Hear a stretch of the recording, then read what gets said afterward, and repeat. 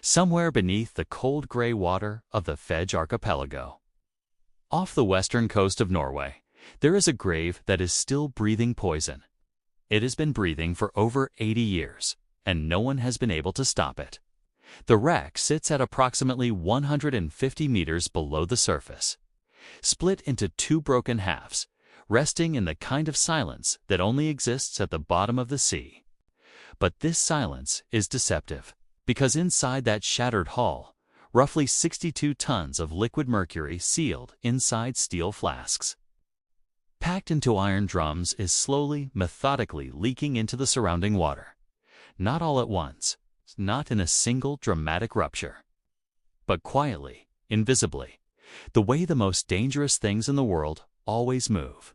This is the story of U-864, a German U-boat sunk in February of 1945, a submarine that was carrying one of the most hazardous wartime cargoes ever loaded onto a vessel, and a wreck that, nearly 8 decades later, continues to poison the ocean floor as scientists, governments, and engineers argue about what to do with it.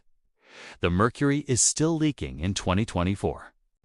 And the question of what happens next may define how we think about sunken wartime wrecks for generations to come.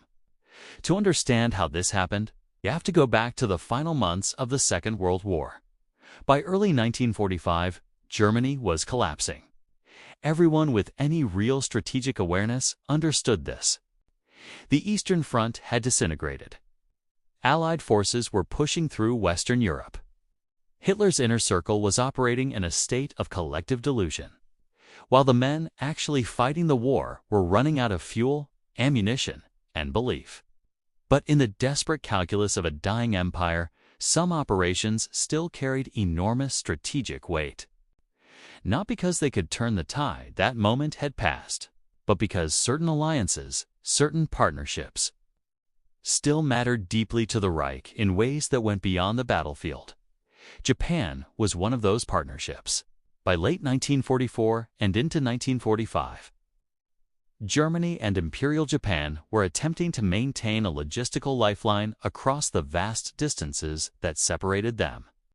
These were called Yanagi missions, the word meaning willow in Japanese. Supply submarines would cross the Atlantic and the Indian Ocean carrying technology, materials, and expertise that each nation needed and the other could provide. Germany sent advanced weapons, schematics, radar components, and technical specialists. Japan sent raw materials that Germany's besieged war economy desperately needed. U-864 was built for exactly this kind of mission. Commissioned in 1943, U-864 was a Type IXD-2 U-boat, one of the largest and longest-range submarines in the German fleet. At nearly 90 meters in length, she was designed to travel enormous distances without resupply. She had a crew of over 70 men, many of them experienced sailors who had already served through the brutal middle years of the war, when the Battle of the Atlantic was at its most ferocious. Her commander was Rolf-Reimar Wolfram, a decorated officer, a man who had survived the increasingly lethal odds that were grinding the U-boat arm of the Kriegsmarine into dust. By February 1945, over two-thirds of all German submariners who had served in the war were dead. The men who were still alive and still sailing understood the mathematics of what they were doing. They were not optimistic men, but they were professionals, and they followed orders. The orders for U-864 were simple in concept and staggering in scale. She was to sail from Kiel, transit around the British Isles, and eventually make her way to Japan, carrying cargo that the German High Command considered critical to the Japanese war effort. That cargo included Messerschmitt jet engine components. It included technical drawings and specifications. It included specialists, German engineers, and scientists who would travel with the submarine to assist Japan directly. And it included the Mercury. 62 tons of it, loaded in roughly 1,800 steel flasks, packed inside iron containers, stored deep within U-864's hull. Mercury was a critical material in Japanese weapons manufacturing. It was used in detonators, in instruments, in industrial applications that fed the Japanese military machine. Getting it to Japan was considered worth the risk of sending a submarine around the world in the final months of a losing war. U-864 departed Kiel in late 1944. Almost immediately, the voyage began to unravel. She developed engine trouble before she could even reach open water. She put in at Bergen, on the western coast of Norway, for repairs. This delay would alter everything, because while U-864 sat in Bergen, struggling with mechanical failures and the bureaucratic friction of a military organization that was itself falling apart, a British intelligence network was listening. The British had cracked Germany's naval enigma codes years earlier. They were reading German naval communications with a clarity that the Germans never suspected. When signals about U-864's departure and destination began moving through the German naval communication system, British intelligence intercepted them. A hunter was dispatched. HMS Venturer was a British V-class submarine. She was commanded by Lieutenant James Launders, 25 years old. It's one of the most talented submarine commanders the Royal Navy had produced. On the morning of February 9, 1945, Venturer was operating in the waters off the Fedge Archipelago waters that U-864 would have to pass through on her way south and out into the open Atlantic. What happened next would become one of the most remarkable events in the entire history of submarine warfare. Launders and his crew picked up acoustic contact, the sound of another submarine beneath the waves. U-864 was traveling submerged, and she was running with her damaged engines, making noise that no amount of caution could fully mask. The two submarines were both beneath the surface. Neither could see the other. Neither could use radar. They were navigating through sound alone, through calculation, through the terrifying arithmetic of depth, speed, and angle. What Launders did next had never been done before in the history of naval warfare. He calculated a firing solution against a submerged, maneuvering submarine. He waited. He tracked. He solved the geometry of a target he could not see moving through water he could not see. And then he fired a spread of 4 torpedoes, each set to detonate at a slightly different time and position, creating a pattern designed to catch a submarine that would be changing course and depth as it moved. One torpedo found U-864. The submarine broke apart. 73 men died almost instantly in the freezing Norwegian water. Commander Wolfram. The German engineers, the Japanese naval officers who had been traveling aboard as part of the mission.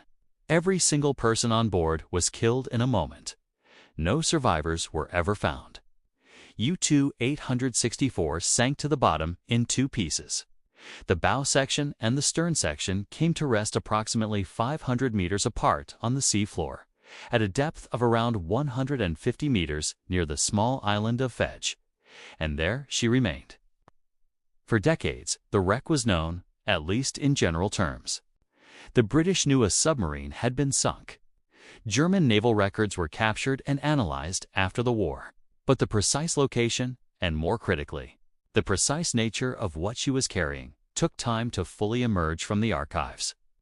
When Norwegian authorities began conducting a thorough survey of the wreck site in the early 2000s, the full scale of what was lying on the seafloor became apparent. The Mercury flasks, thousands of them, were scattered across the sediment, many still sealed, many already corroded. Testing of the surrounding sediment showed elevated mercury levels. The contamination had already begun. The Norwegian government was now confronting a problem with no easy solution. Mercury at that depth, in that quantity, inside a wartime wreck that was already structurally compromised, represented a contamination event that could affect the surrounding marine ecosystem for decades, possibly centuries, if nothing was done. Fish absorb mercury through their tissues. It moves up the food chain. It accumulates. The Fedge area supported fishing communities. The broader Norwegian coastal ecosystem depended on clean water. This was not an abstract environmental concern. It was immediate, and it was growing. The debate that followed lasted years, and it became extraordinarily complicated. One option was to raise the wreck, lifting a broken submarine from 150 meters. with a highly toxic cargo and a fragile hull corroded by 8 decades of salt water. It's an operation of almost incomprehensible technical difficulty. The risk of catastrophic rupture during any lifting operation was real. The cost was enormous. And even if the wreck could be raised, the question of what to do with the contaminated sediment surrounding it remained unanswered. Another option was encapsulation, essentially burying the wreck under a sealed layer of material that would contain the leakage and prevent further spread. This approach had the advantage of not disturbing the fragile hull. But critics pointed out that no encapsulation solution had ever been proven to work at this depth over this timescale, with this volume of material. A third option, one that became politically uncomfortable to discuss openly, was to do nothing. Or rather, to monitor, to watch, to measure contamination levels year after year and hope that the rate of leakage remained manageable and that the marine ecosystem could absorb it without catastrophic collapse. None of these options were good. All of them carried risk. And beneath all of the technical arguments, beneath all of the engineering reports and environmental impact assessments, there was another layer to this question that no official document ever quite addressed directly. U-864 was also a grave. 73 men died on that submarine. German sailors, engineers, officers, human beings who had been at war. Whatever one's judgment of the cause they served, they were people. And there is a long tradition in maritime law, and in something older than law, something simply human, that holds that the remains of sailors should rest undisturbed, that wrecks are graves, that there is a difference between managing a contamination problem and desecrating the place where men died. This tension between environmental necessity and human dignity ran through every conversation, every report, every government committee that examined the question of U-864. It was never cleanly resolved. It may never be. What is clear is that the problem did not wait for resolution. Surveys conducted in subsequent years continued to show mercury dispersal in the sediment around the wreck. The flasks were corroding. The seals that the German engineers had designed to keep the mercury contained in 1944 were never designed to last 80 years in salt water.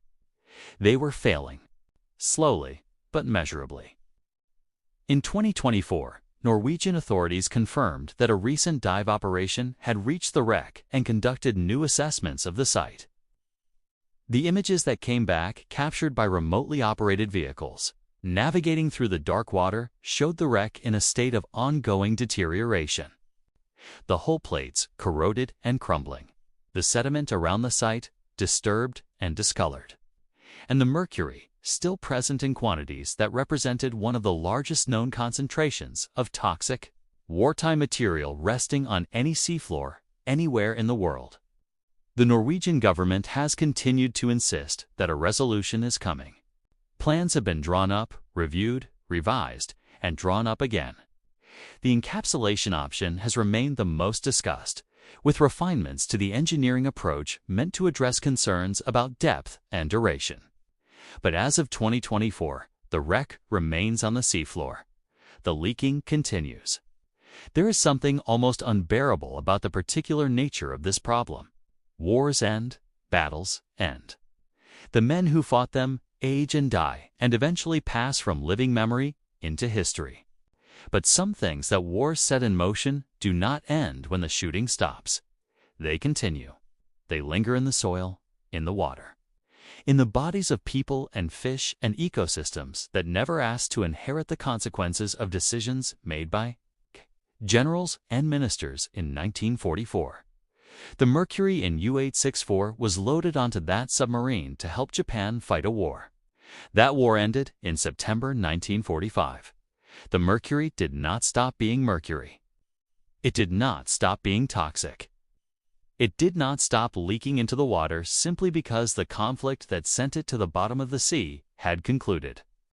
Think about that for a moment.